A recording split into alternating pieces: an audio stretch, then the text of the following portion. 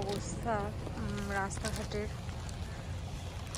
তো দেখো বরফগুলো কীভাবে মানে জড়ো করেছে, জড়ো করে করে একটা মানে ঢিবি বানিয়েছে।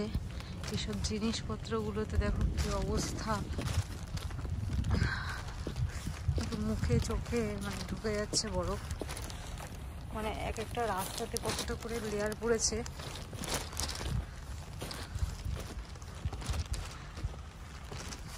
পুরো সামনের একদম পাহাড়টা মানে সাদা হয়ে গেছে, আর এমনভাবে সাদা হয়েছে কিছু বোঝাই যাচ্ছে না যে ওখানে পাহাড় আছে।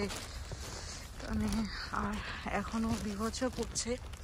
আজকে ওয়েদার ম্যাপে দেখাচ্ছে যে দুপুর 2টো না 3টে পর্যন্ত এরকম কন্টিনিউ স্নোফল হবে। তো কি বলবো জানি না, স্নোফল পড়া যেমন তেমন।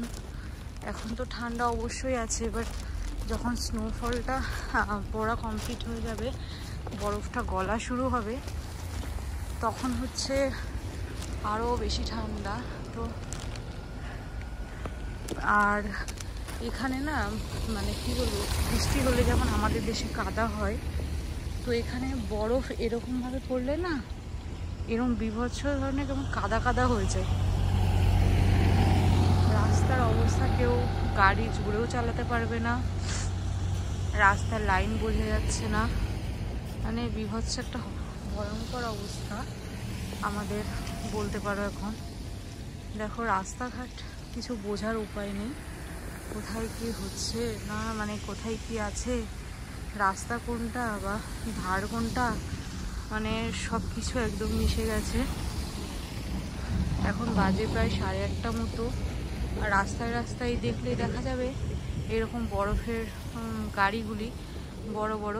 ওই যে একটা সামনে ইয়েলো কালারের, ক্যামেরাতে কতটা আসছে জানি না, তো বরফের গাড়িগুলো দেখা যাবে। আর এই দেখো প্রত্যেকটা গাড়ি যা আছে সবই প্রায় বোঝায় একদম বরফ নিয়ে ঘুরে বেড়াচ্ছে। তো অবস্থা আমাদের সত্যি খুব ভয়ঙ্কর। রাস্তার অবস্থা এখন কেমন কাদা কাদা হয়ে গেছে পুরো। আমিও এবার হচ্ছে ডিউটিতে ঢুকে যাব। মানে এখন তো আরও কী বলবো জোরে পড়ছে, আমি ছাতাটা খুলিনি, বিভৎস জোরে এখন স্নোফল হচ্ছে। চলো আজকে এইটুখানি তোমাদের সাথে এখানে বরফ পড়ার অভিজ্ঞতা ভিডিও যাই বলেন শেয়ার করলাম। ভালো লাগলে লাইক, তো সবাই ভালো থাকবেন, সুস্থ থাকবেন, আমাদের জন্য পারলে একটু প্রে করবেন। আমাদের অবস্থা যা, কাজের মতো বিদায় নিচ্ছি। ভালো লাগে লাইক কমেন্ট শেয়ার করতে ভুলো না।